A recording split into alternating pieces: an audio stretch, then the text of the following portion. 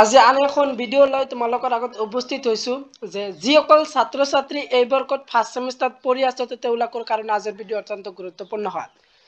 যেহেতু তোমালোকে দেখিবলৈ পাইছা BA 1 ছেমিষ্টাৰ FYUGP ইণ্টাৰনেল বা sessional examination 2025 Assamese major and minor Asamiya ভাষা আৰু সাহিত্যৰ ইতিহাস 1826 চন পৰ্যন্ত টাইম 1.13 আৱাৰ্ছ ফুল মাৰ্কছ 40 যেটো তোমালোকৰ ফাৰ্ষ্ট সেমিষ্টাৰৰ এছামিজ সাবজেক্ট আছে তো এছামিজ সাবজেক্টৰ যেহেতু তোমালোকৰ অহা মাহত বা এই মাহৰ পিছত তোমালোকৰ নিজৰ কলেজৰ পৰা ইণ্টাৰনেল বা সেশনাল এক্সাম পাতিব সেই এক্সামটো তোমালোকৰ কিনেদৰে প্ৰশ্ন আহিব আৰু কিমান মাৰ্কছৰ এক্সাম দিব লাগিব সেইখিনি আজিৰ এই ভিডিঅ'ৰ যোগেদি আলোচনা কৰিম। যেহেতু তোমালোকৰ যেটো এছামিজ সাবজেক্ট আছে এছামিজ সাবজেক্টৰ নামটো যেহেতু অসমীয়া ভাষা আৰু সাহিত্যৰ ইতিহাস 1826 চন পৰ্যন্ত যিসকলে মেজৰ বা মাইনৰ লৈছে তো একেই সাবজেক্টৰ নাম এটাই সাবজেক্ট অসমীয়া ভাষা আৰু সাহিত্যৰ ইতিহাস সেইখন বিষয়ৰ ফুল মাৰ্কছ দিব লাগিব তোমালোকৰ 40 মাৰ্কছৰ এক্সাম আৰু টাইম দিয়া থাকিব তোমালোকৰ 1.5 ঘণ্টা। তো তোমালোকৰ 1 নম্বৰ প্ৰশ্নত দিয়া থাকিব কেনেদৰে দিয়া থাকিব হেতু চোৱা যে 1 নম্বৰ প্ৰশ্নত থাকিব এনেদৰে যিকোনো 7টা প্ৰশ্ন উত্তৰ কৰা 1 * 7 = 7 1 নম্বৰী প্ৰশ্ন 7টা লিখিবলৈ আহিব টোটাল 7 মাৰ্ক টোটাল 7 মাৰ্কৰ তোমালোকে লিখিব লাগিব 1 নম্বৰ যেটো প্ৰশ্ন দিয়া থাকিব। তো মোস্ট ইম্পৰ্টেন্ট প্ৰশ্নটো হল 1 নম্বৰটো যে উদ্ভৱ কালৰ অসমীয়া সাহিত্যৰ এটা নাম লিখা ইয়াৰ উত্তৰটো লিখিবা যে চৰ্যাপদ 2 নম্বৰটো হল যে শংকৰদেৱৰ সাহিত্যিক জীৱনৰ কীৰ্তিস্তম্ভ কি ইয়াৰ উত্তৰটো হ'ব শংকৰদেৱৰ সাহিত্যিক জীৱনৰ কীৰ্তিস্তম্ভ হৈছে কীৰ্তন ঘোষা যেটো এইবিলাক ভেৰি ইম্পৰ্টেন্ট হয় তোমালোকৰ যেটো ইন্টাৰনেল বা সেশনাল এক্সাম দিবা সেইখন এক্সামিনেশনৰ কাৰণে এইবিলাক ভেৰি ইম্পৰ্টেন্ট হয়। তাৰপিছত 3 নম্বৰ প্ৰশ্নটো দিছে হিম সৰস্বতী কোন যুগৰ কবি আছিল ইয়াৰ উত্তৰটো তোমালোকে লিখিবা যে প্ৰাক শংকৰী যুগৰ কবি আছিল হিম সৰস্বতীয়ে। 4 নম্বৰ প্ৰশ্নটো দিছে চৰিত্ৰ তোলা প্ৰথা কোনে আৰম্ভ কৰিছিল ইয়াৰ উত্তৰটো হল চৰিত্ৰ তোলা প্ৰথা শ্ৰীমন্ত শংকৰদেৱে আৰম্ভ কৰিছিল। ভেৰি ইম্পৰ্টেন্ট কোৱেশ্চন নম্বৰ 5 যে বৰগীত কোন গৰাকী পণ্ডিতে নোবেল নাম্বাৰছ আখ্যা দিছে ইয়াৰ উত্তৰটো হ'ব তোমালোকৰ যে বৰগীত ডক্টৰ বাণীকান্ত কাকতিয়ে নোবেল নাম্বাৰছ বুলি আখ্যা দিছে কোনে দিছিল বৰগীতক ডক্টৰ বাণীকান্ত কাকতিয়ে। 6 নম্বৰ প্ৰশ্নত দিয়া আছে কবি ৰত্ন সৰস্বতী এখন গ্ৰন্থৰ নাম লিখা জয়ধ্ৰত ভট তাৰপিছত তোমালোকৰ 7 নম্বৰ প্ৰশ্নটো দিয়া আছে শংকৰদেৱৰ প্ৰথম বৰগীতটো কি ভেৰি ইম্পৰ্টেন্ট হয় ইয়াৰ উত্তৰটো হল যে মন মেৰি ৰাম স্বৰনেহি লাগু তাৰপিছত তোমালোকৰ 8 নম্বৰ প্ৰশ্নটো দিয়া আছে অৰ্জন বৰ্জন নাট কোনে ৰচনা কৰিছিল ইয়াৰ উত্তৰটো শ্ৰীমন্ত শংকৰদেৱে ৰচনা কৰিছিল অৰ্জন বৰ্জন নাট। তাৰপিছত তোমালোকৰ 9 নম্বৰ প্ৰশ্নটো আছে মহাভাৰতৰ পৰা আটাইতকৈ বেছি অনুবাদ কৰা কবি গৰাকীৰ নাম কি ৰাম সৰস্বতী তাৰপিছত তোমালোকৰ 10 নম্বৰ প্ৰশ্নটো দিয়া আছে ঝুমুৰাৰ ৰচক কোন ইয়াৰ উত্তৰটো তোমালোকৰ হ'ব যে ঝুমুৰাৰ ৰচক হৈছে মাধৱদেৱ। তাৰপিছত তোমালোকৰ 11 নম্বৰ প্ৰশ্নটো দিয়া আছে যে অসমীয়া ভাষাৰ লিখিত সাহিত্যৰ প্ৰথম নিদৰ্শন কি ইয়াৰ উত্তৰটো হ'ব তোমালোকৰ যে অসমীয়া ভাষাৰ লিখিত সাহিত্যৰ প্ৰথম নিদৰ্শন হৈছে প্ৰহল্লাদ চৰিত। তাৰপিছত তোমালোকৰ 1 নম্বৰ প্ৰশ্ন হেকৰ প্ৰশ্নটো দিয়া আছে 12 নম্বৰ প্ৰশ্নটো অংকীয়া নাট এখনৰ নাম লিখা ইয়াৰ উত্তৰটো তোমালোকে লিখিবা অংকীয়া নাট এখনৰ নাম হৈছে চিন্ত্ৰ যাত্ৰা। তো এই তোমাৰ 12খন তোমালোকৰ ইম্পৰ্টেন্ট কোৱেশ্চন আনসাৰ দিছো যে তোমালোকে 1 নম্বৰ প্ৰশ্নৰ কাৰণে ইন্টাৰনেল বা সেশনাল এক্সামিনেশনৰ কাৰণে যেটো অসমীয়া বিষয় আছে মেজৰ আৰু মাইনৰ যিখন সাবজেক্ট আছে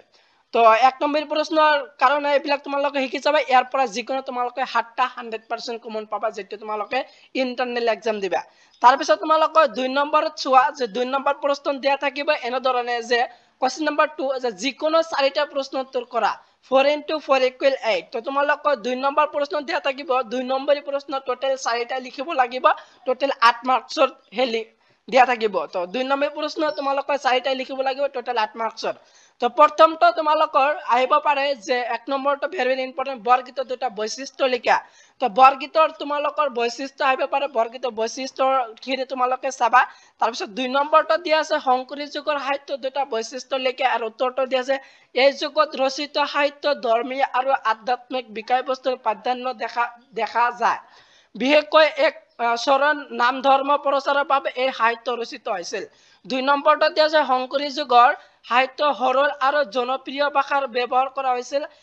যাতে সাধাৰণ মানুহে ইয়াৰ মৰ্ম সহজে বুজিব পাৰি এই দুখন আছিল তোমালোকৰ শংকৰী যুগৰ সাহিত্যৰ বৈশিষ্ট্য তাৰপিছত 3 নম্বৰটো দি আছে হৰিবৰ বিপ্ৰ দুখন কাব্যৰ নাম লিখা এই ভেৰি ইম্পৰ্টেণ্ট এটা হ'ল যে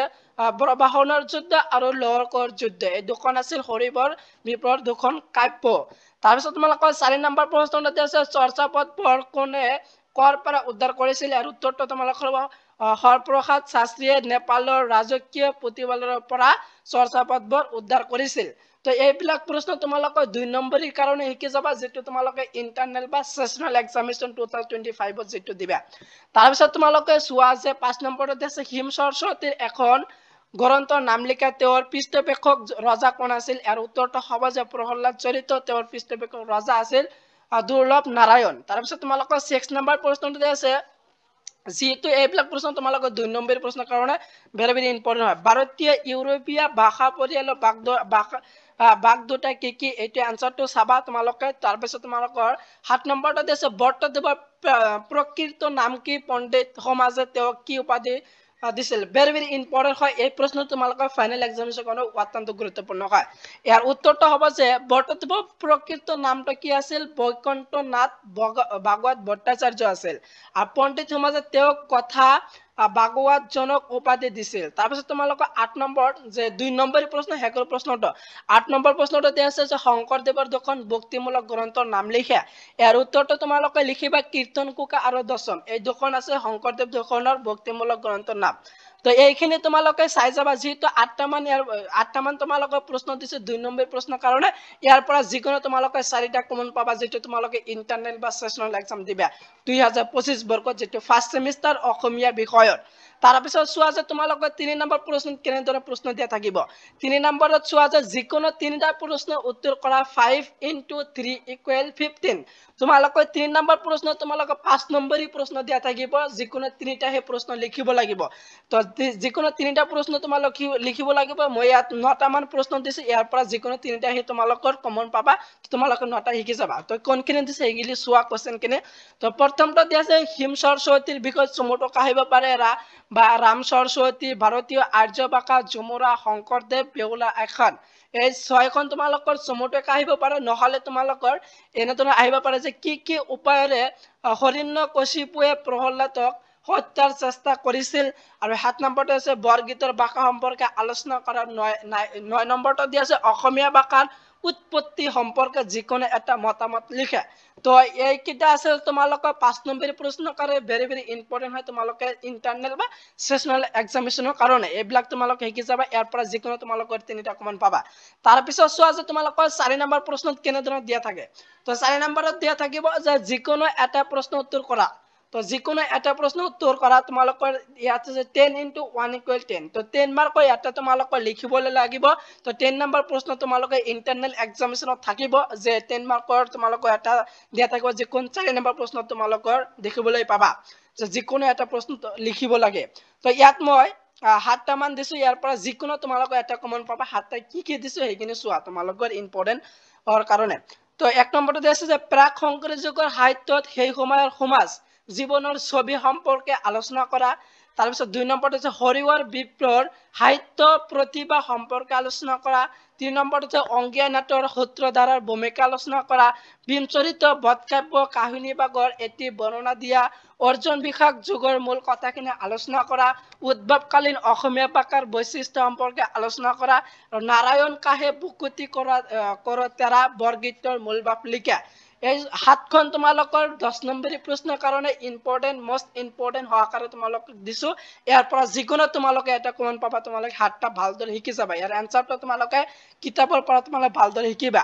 তো সৰ্বমুঠ তোমালোকৰ 40 মাৰ্কছৰ এক্সাম দিব লাগিব তো 1 নম্বৰী প্ৰশ্ন তোমালোকৰ যেনে যাতে 1 নম্বৰী প্ৰশ্ন তোমালোকৰ থাকিব 7 মাৰ্কৰ 7টা লিখিব লাগিব 1 মাৰ্কৰ 7টা টোটাল 7 মাৰ্ক আৰু তোমালোকৰ 2 নম্বৰী প্ৰশ্ন তোমালোকৰ কেইটা থাকিব 4টা টোটাল 8 মাৰ্কস 15 হল তো আৰু তোমালোকৰ যে 5 মাৰ্কৰ প্ৰশ্ন তোমালোকৰ থাকিব 3টা তো 3টা লিখিব লাগিব 15 টোটাল হল তোমালোকৰ 30 মাৰ্কস আৰ তোমালোকৰ 10 নম্বৰী প্ৰশ্ন এটা দিয়া থাকিব এটা লিখিব লাগিব টোটাল 10 মাৰ্কস তো টোটাল কিমান হল 40 তো 40 মাৰ্কসত তোমালোকৰ এক্সাম দিব লাগিব যেটো ইন্টাৰনাল বা সেশনাল এক্সাম দিবা তোমালোকৰ ফাৰ্স্ট সেমিস্টাৰৰ যেটো ইন্টাৰনাল বা সেশনাল এক্সাম 2025 এছামিজ এছামিজ বিষয় মেজৰ বা মাইনৰ লোৱা সকলোৰে একেই সাবজেক্ট এটাই সাবজেক্ট সেই সাবজেক্ট নামটো অসমীয়া ভাষা আৰু সাহিত্যৰ ইতিহাস তো ভিডিওটা তোমালোকৰ বন্ধু বান্ধৱীৰ লগত বেছি বেছি শেয়াৰ কৰি দিয়া যাতে তোমালোকৰ বন্ধু বান্ধৱীয়ে যে তোমালোকৰ ইন্টাৰনালত কেনেধৰণৰ প্ৰশ্ন আহিব আৰু কোনখিনি ইম্পৰ্টেন্ট হয় সেইখিনি যাতে তোমালোকৰ সকলোৱে বন্ধু বান্ধৱীয়ে যাতে তোমালোকৰ এই ভিডিওটো যাতে পায় তো ভিডিওটা ভাল লাগিলে ভিডিওটা এটা লাইক কৰি দিবা